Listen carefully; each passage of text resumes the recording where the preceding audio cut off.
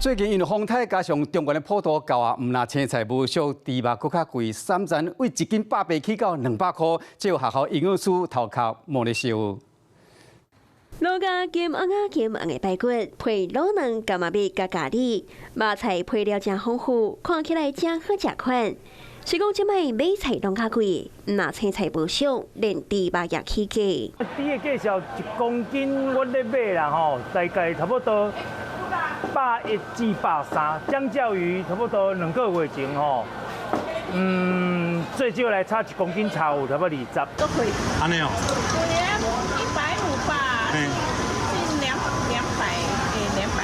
万物齐涨啊，逐项拢起啊。以3层来讲，3礼拜前1斤超100，即摆已经起到1斤200。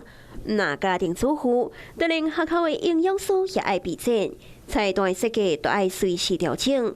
若是猪肉供应变少，都爱改用鸡肉或者是其他食材来代替，确保营养价值。前3天要帮我们回报一下，说到底有没有足够供应我们学校的量。假如没有的话，我们可以就是即使我这边做一个菜单一个内容的调整，猪肉啊比如说250公斤可能就会做微调一下，比如说微调到200公斤，对不对？然后另外那50公斤就用其他的一个蛋白质来做一个填补。一定会有影响，但是我们要如何把影响降到最低，让学生的营养来源不会受到影响，这个是我们努力的目标。像即摆买无饲龟啊，甲菜龟，就该用冷冻的花菜甲番麦粒来代替，确保学生啊营养的需求拢有达到标准。